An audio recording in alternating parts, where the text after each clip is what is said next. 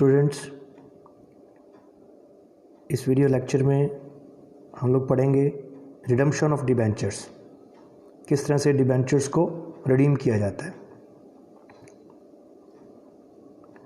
तो सबसे पहले रिडम्पशन ऑफ डिबेंचर्स पढ़ने से पहले हम लोगों को ये पता होना चाहिए कि डिबेंचर की कितनी तरह की टाइप्स हैं। तो हम यहाँ पे टाइप्स ऑफ डिबेंचर्स पढ़ेंगे।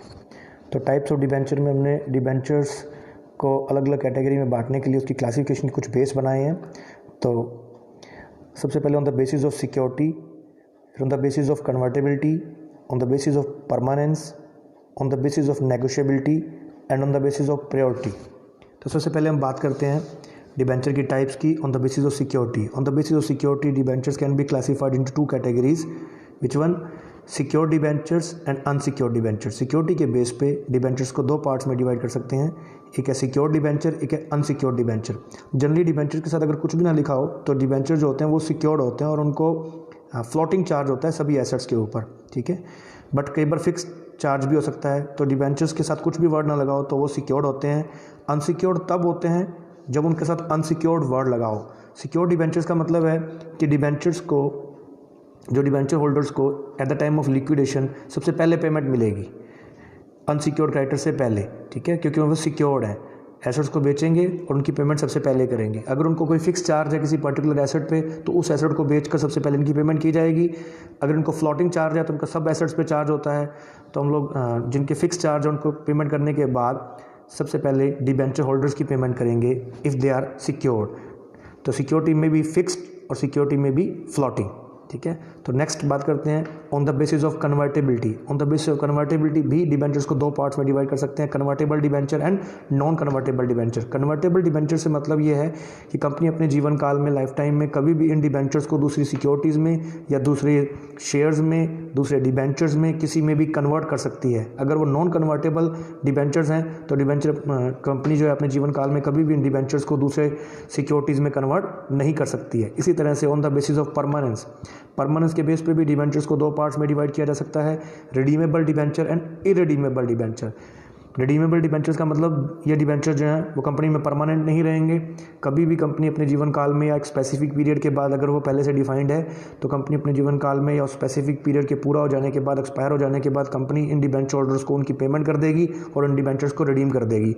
अगर डिबेंचर इरेडीमेबल इन नेचर हैं, इरेडीमेबल, तो कंपनी इन डिबेंचर्स को कभी भी रिडीम नहीं करेगी। इनको इंटरेस्ट मिलता रहेगा या और जो भी इनकी टर्म्स ऑफ इशू होंगी उसके अकॉर्डिंग ये चलते रहेंगे, ठीक है। तो ये इरेडीमेबल डिबेंचर्स होते हैं। इस चैप्टर में हम जो रिडम्पशन ऑफ डिबेंचर्स की बात कर रहे हैं वो ऐसे डिबेंचर्स की बात करेंगे जो रिडीमेबल इन नेचर होंगे। अब बात करते हैं ऑन द बेसिस ऑफ नेगोशिएबिलिटी। नेगोशिएबिलिटी के बेस पे भी डिबेंचर्स को दो पार्ट्स में डिवाइड कर सकते हैं, एक है रजिस्टर्ड डिबेंचर्स, एक है अनरजिस्टर्ड डिबेंचर्स। रजिस्टर्ड डिबेंचर्स वो डिबेंचर्स हैं जो कंपनी के रजिस्टर ऑफ डिबेंचर होल्डर्स में डिबेंचर होल्डर्स का नाम लिखा होता है कि इस पर्टिकुलर सीरियल नंबर से लेकर इस सीरियल नंबर के डिबेंचर जो हैं इस पर्टिकुलर डिबेंचर होल्डर के पास हैं, इस पर्टिकुलर पर्सन के पास हैं। और कोई भी डिबेंचर होल्डर अगर अपने डिबेंचर्स को सेल करना चाहता है, किसी दूसरे को सेल कर देता है, तो उसे कंपनी को इन्फॉर्म करना पड़ता है और कंपनी के रजिस्टर ऑफ डिबेंचर्स में दूसरे व्यक्ति के नाम, दूसरे पर्सन के नाम जिसने वो डिबेंचर्स को परचेज कर लिया है, खरीद लिया है, उसके नाम पर उन डिबेंचर्स को रजिस्टर किया जाता है कि पहले वाले ने सेल कर दिए हैं, अब ये डिबेंचर किसी दूसरे व्यक्ति जो भी उसका नाम है उसके नाम रजिस्टर कर दिए जाते हैं, ठीक है। और बीयर डिबेंचर्स वो होते हैं जो किसी के पास भी, जो कंपनी के रजिस्टर ऑफ डिबेंचर होल्डर्स में रजिस्टर्ड नहीं होते हैं, वो बीयर डॉक्यूमेंट्स होते हैं। बीयर डॉक्यूमेंट्स का मतलब जिसके पास हैं वही उसका मालिक है, जिसके हाथ में है वही उसका मालिक है। ये डिबेंचर्स एक जस्ट डिलीवरी से ही दूसरे में ट्रांसफ़र हो जाते हैं।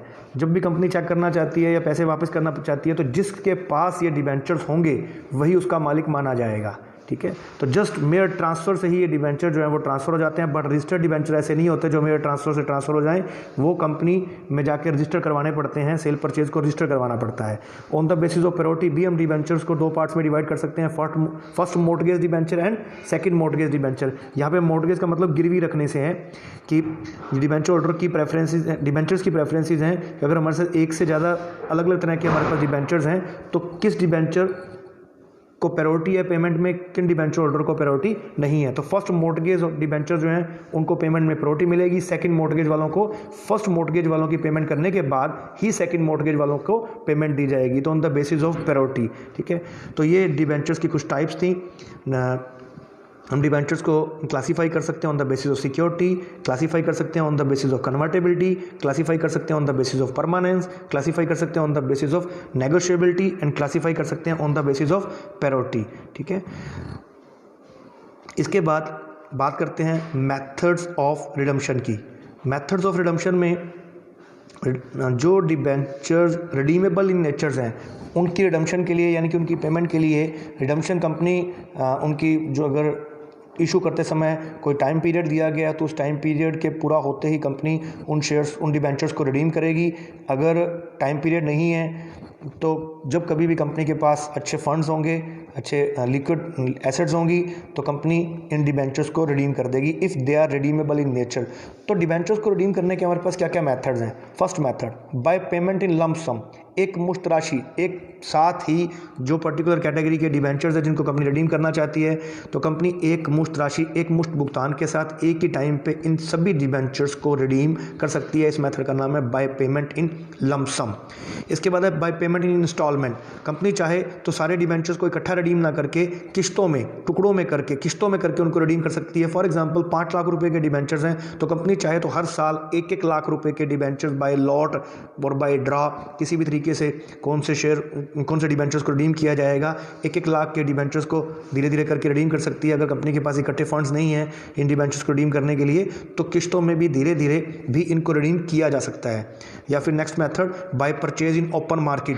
जब कंपनी के पास लिक्विड फंड्स हों, अच्छे पैसे हों, तो कंपनी ओपन मार्केट में से अपने ही डिबेंचर्स को परचेज करके उनको रिडीम कर सकती है। ये भी एक मेथड है डिबेंचर्स को रिडीम करने का।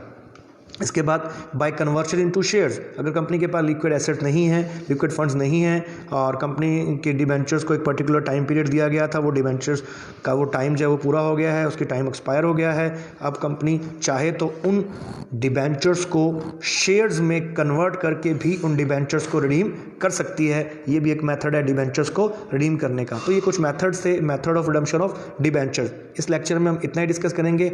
नेक्स्ट लेक्चर के अंदर हम डिस्कस करेंगे कि इनको रिडीम करने के लिए हमारे पास क्या क्या जर्नल एंट्रीज होती हैं, किन किन तरीके से हम इनको रिडीम करते हैं इन डिफरेंट मेथड्स में, वो हम नेक्स्ट लेक्चर में डिस्कस करेंगे। Okay, thank you.